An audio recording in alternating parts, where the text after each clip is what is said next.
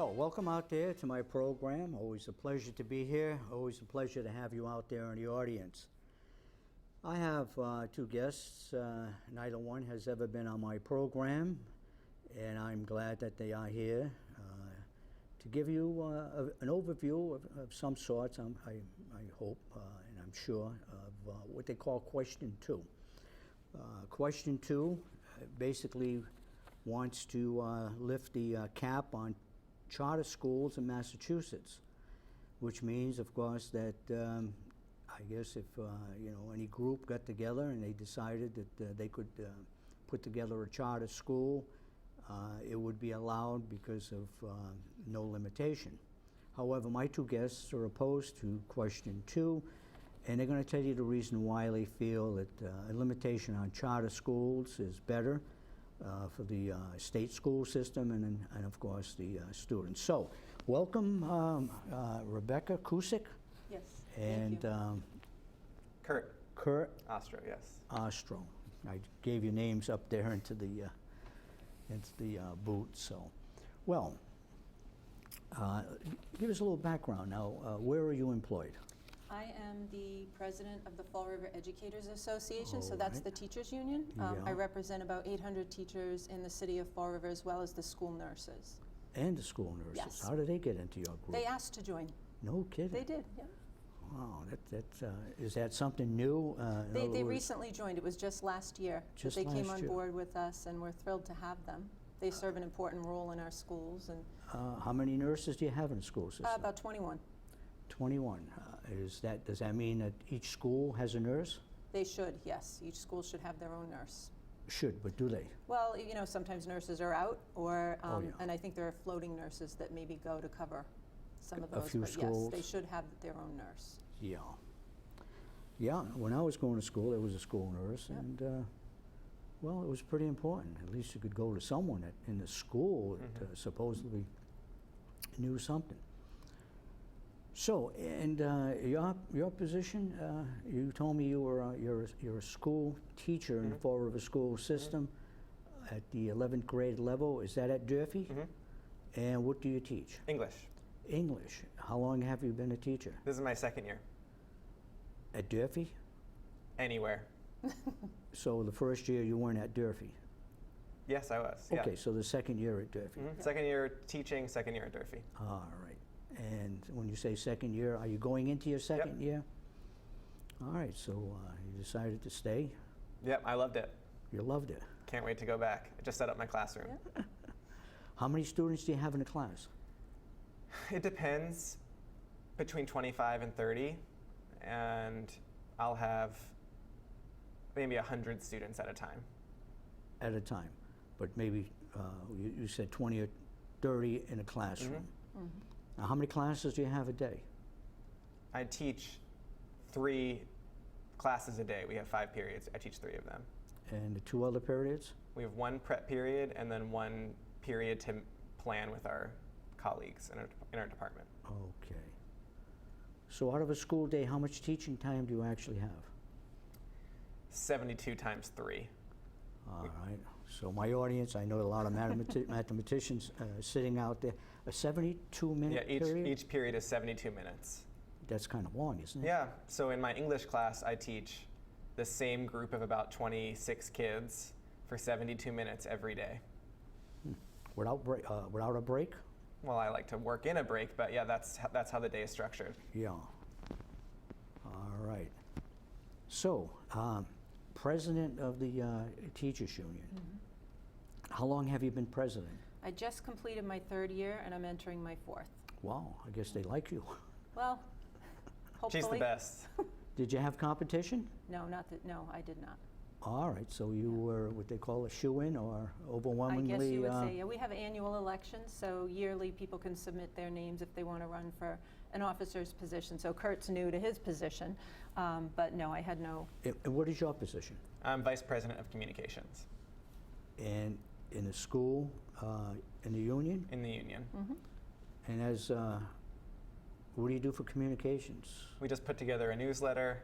I try to be active on social media. All right. Okay, question, give me a little synopsis of question 2. And we talk about question 2, that's going to be on a ballot when? In November, this November. This November. Yep. This is a state election year, this year. State representatives, all state people will run this year, and some of them will have a primary in September, but some won't. But this will be on the ballot just in November. Yes, yeah. All right, and what is the question? Question 2 seeks to lift the cap that Massachusetts has on charter schools currently in place by allowing 12 new charter schools to open per year in the state. That's the current, is that the current law, or is that the law that would be? That's what they're seeking to do. They're seeking to add 12 new charters per year. Currently, they allow 120 charter schools in Massachusetts to operate, period. We only have 81, so we're not at the cap. But the ballot question seeks to lift the cap so that 12 new ones can open per year if they, like you said, organize to do so. All right. Now, let me ask, who proposed this bill, or this new law? Well, you want to? You're in charge of communications. It's a complicated question, but Do your best. the charter school movement and the proponents of lifting the cap are, have a ton of money, a ton of foundation, hedge fund money, and they are, part of a coalition bringing this question. Well, okay, are you saying that they have a financial interest? Maybe not quite an educational interest? The backing that has come for this the financial backing for question 2 has come from, they've pledged $18 million, and many of the people who've pledged money have connections to hedge fund managers on Wall Street. So And this yes, is out of state money. This is an investment. Yes. Insofar as these people are concerned. Right. Is that correct? Yes. And that's kind of that's sort of different than what we visualize education to be. Exactly. Not a financial interest or investment, but an investment in minds. Right. So, and your position is basically that this question should be voted no. Is that correct? I believe that the majority of our kids go to the traditional public schools. And the question is not necessarily whether charters are good or bad. We could have that debate. But what would opening more charter schools do to our traditional public schools that serve most of our kids? Fall River had a very high-profile budget crisis last year. We've lost several positions. Several of our schools had to cut their learning time from their day. Could we take another financial impact like that if another charter school was to open in the city of Fall River? The question, voting no does nothing to our current charter schools. They would stay. It just would not allow anybody to open another one. And still they haven't reached their limit. We have not reached the cap. As far as charter schools are concerned. So maybe someone would be sitting out there and say, is this question premature? Since it hasn't reached its cap yet. Is that a valid? Well, it could be premature. I think that, there's been a lot of talk about those waiting lists that they say are out there for charter schools, that parents want to get their kids into charter schools. I think that has driven some of that conversation. All right, so if there are waiting lists of students that want to go into a charter school, pretty much the other side of the coin is there aren't people who are putting together charter schools because it hasn't reached this limit of the number that's allowed in the state of Massachusetts. Right, and the state auditor has studied those waiting lists, and they have found them to be highly exaggerated. Suspicious? Yeah, a little bit suspicious. So we are not really sure about what the accurate numbers are on those waiting lists. And I think part of the problem is sometimes parents seek another opportunity for their child, and I'm a parent, so I want the best for my kids, because the traditional public schools are somewhat underfunded, so we don't have the resources. So let's use class size as an example. We've had kindergartens over the past several years that had 32 kids in them. So what parent doesn't want their child in a smaller setting? Every parent wants that. But we want that for all kids, not just the kids whose parents are able to advocate for them to go to a charter school. Are you a school teacher? I am, 4th grade. 4th grade. What school? Fonseca? All right. And, all right, charter schools. Now, some people have the impression that charter schools take away the best of the students. Is that a fallacy? I think that, there's this idea that charter schools cream from the top. So families who are particularly motivated to send their students or send their kids to what they perceive to be a good school, they like to, use some kind of choice. They might push their kids into a charter school or, sign up for the lottery. That's how you get into a charter school. You have to enter the lottery. So if a family is really supporting their child, and we know that students who have families who support them are going to succeed, on average more than students who don't, that it does drain from take from the top. All right, so it takes away from the public school system as we know it.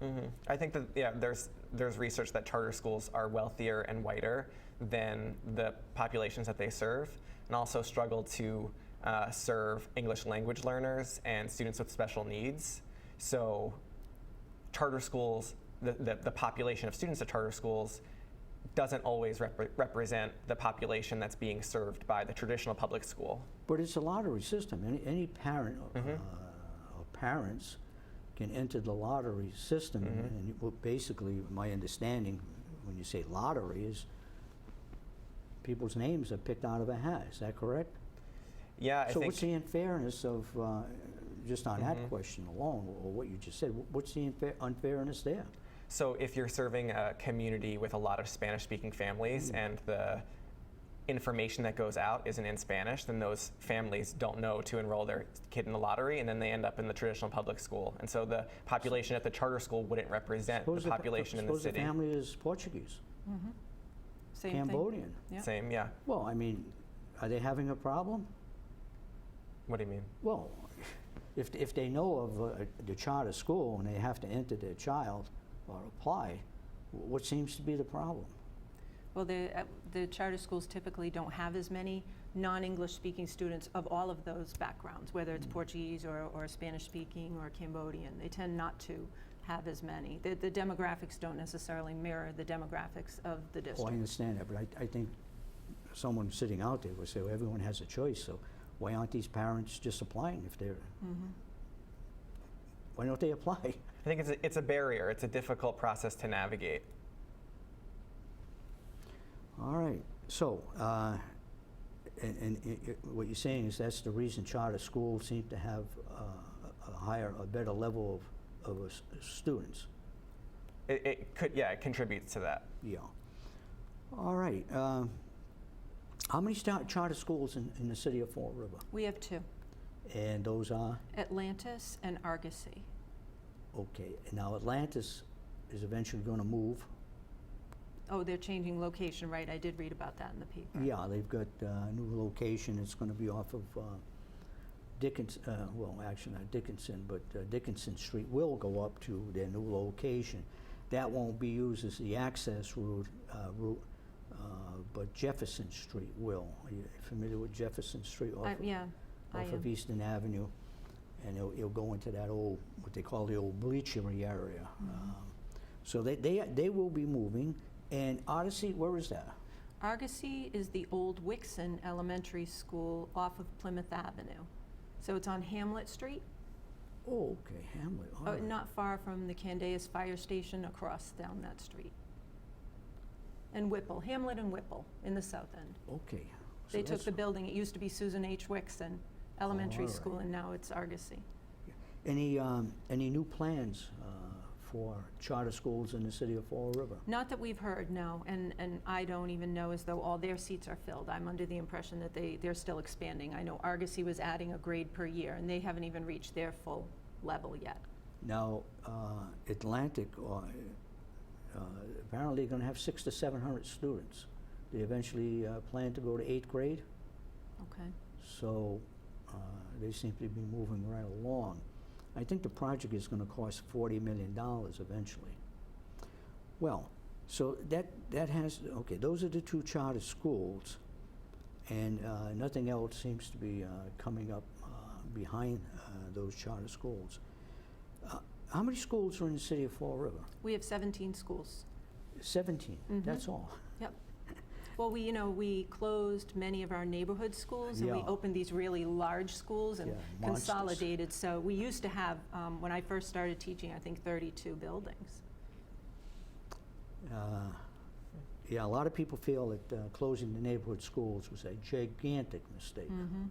I don't want you to, have to talk about that subject. No, I personally feel there was an advantage to the small neighborhood schools, but I'm sure the overhead cost of running all those buildings was very expensive. It was well worth it, I think. Yeah, I believe there were a lot of Because advantages. kids were so connected to their teacher.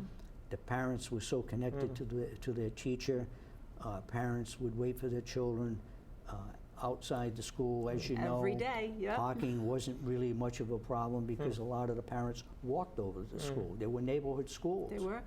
And the community rooms were used. It was just a wonderful thing in comparison to what's going on now. Now, charter schools, is there any criteria as far as where a charter school can be located? They have to apply to the Department of Elementary and Secondary Education, so there's a pretty rigorous process that they go through as far as filling out an application. But there have been examples of communities that did not want a charter school that were forced to take one. So Brockton, I'm thinking of recently, the families didn't want another charter school. They were happy with their public schools. The elected officials there weren't pro-charter, but yet the state approved an application for a new charter school in Brockton. So it doesn't necessarily reflect what the community wants all the time. It depends on the application and who gets approved. But it's the law. So the law trumps what the people basically have to say at this point. So if the applicant satisfies the criteria, they'll be given a charter, is that it? They'll be given a charter, yes, they'll be by the state of Massachusetts. My concern with that is, as a democratic society, we elect a school committee to oversee our public education system. And as a taxpayer, I want someone to, hold the schools accountable. Well, that's a good point. Now, so the school committee, Fall River School Committee, has no jurisdiction over a charter school. They're privately run but publicly funded, whereas the traditional schools are publicly run, publicly funded. So the charter school has a board of directors? They do. Not elected, No. not in a traditional sense Right. as, a school committee person. Okay, I think that's an interesting aspect of charter schools. So who controls, in a sense, who's going to audit a charter school in regards to whether they're teaching up to the proper standard or not? Well, they are still accountable to take state testing, and they still are accountable to DESE. However, not all of the information, I think, about funding is necessarily available on the state website for the Department of Elementary and Secondary Education. I was looking for something earlier, and it said not available for all the charter schools. But they do take MCAS, so they're accountable in that respect. And there have been charter schools in Massachusetts that have been closed down by the state of Massachusetts. But I think that's a shame, because if they're not doing a good job, then that child only has one chance at first grade or second grade. And if they had a bad experience, they missed that opportunity. Okay, so I guess what you're saying is basically, the way I understand it, is virtually any group of people could get together, 10, 12 people, I'm just using that as an arbitrary figure, and meet at someone's living room over coffee or whiskey and say, why don't we start a charter school? We put a lot of money into it. We've done some research, and it's obviously, I would think, it's a money maker. Is it a money maker? I believe technically they're considered nonprofits. There are nonprofit and for-profit charter schools. Yeah. Okay, nonprofit They have a board of directors, but they don't have any shareholders. Well, there are nonprofit and there are for-profit charters. There are two different kinds. Oh, so they have, There are for-profit charter schools. They're I think more rare. all right, so for-profit, obviously it's, to make money, for-profit, have shareholders. A nonprofit, well, they're not supposed to, well, they don't have any shareholders, but sometimes when you look at the executive, or the people running it, they're making exorbitant salaries. Now, each charter school is an entity unto itself, correct? And do they have any, what do they call in lieu of a superintendent? Do they have just a principal? I believe it's a director. I believe their title is director. Director. And director will have staff. And of course, who does the charter school does the hiring then? So if you have one school, maybe up to 6th grade, you maybe only need one principal? Or just a Each school's unique. They all do their own different thing depending on what they're trying to achieve in their building. So. All right. And originally, charter schools were supposed to be centers of innovation where they tried different things that were not being done in the regular public schools. That was the purpose of a charter school. So, to take kids who maybe were not succeeding in the traditional public schools and try some out-of-the-box thinking. And then we would all learn from those experiences, but that doesn't seem to be what they're turning into. How long has charter schools in general been in existence? I believe it was, I have a paper somewhere that says it. Roughly. I think it was 1993 in Massachusetts when we started 13, expanding. 14 years ago? And how did it come about? Do you have any idea why the state would even allow so-called charter school? We've had parochial schools ever Right. since day one. Right. And they're sort of autonomous, they have their own structure. I But- believe they were part of education reform in an attempt to be these centers of innovation where traditional public schools could learn from. Oh, so that's how it came about Yeah. through the legislature, obviously. Which has always been ironic to me because as a teacher in a traditional public school, I would love more autonomy in my classroom. It seems strange to me to open this parallel system of schools to foster innovation, to experiment, so that we could bring the best practices back when we could be giving autonomy to teachers, to buildings, to experiment, to innovate, to be creative in their classrooms that we already have. All right, so you feel more restricted than if you were at a charter school? No, I'm just saying, why create this alternative school system? Well, that was my question. I was wondering, what was the genesis of charter schools?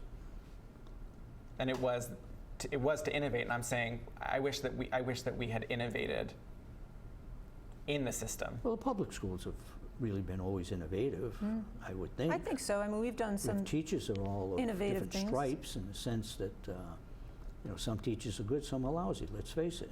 Some continue on with their career and some get bounced or leave.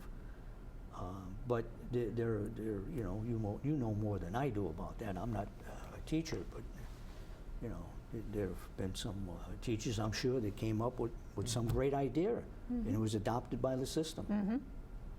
Yeah, I mean, we have in Fall River, we have 2 K-8 schools, which is a different way of doing things. So I think that's sort of unique. You have that sense of community where you keep your kids from kindergarten all the way through grade 8.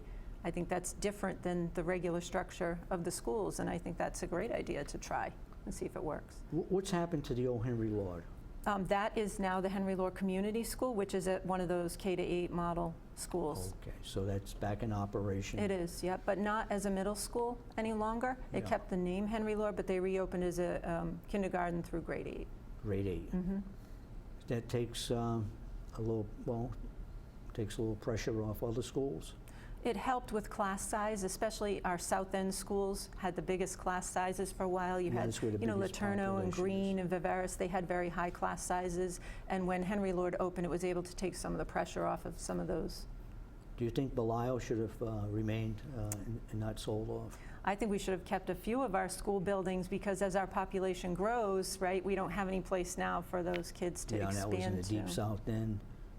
Beautiful building, beautiful grounds. Yeah. Yeah.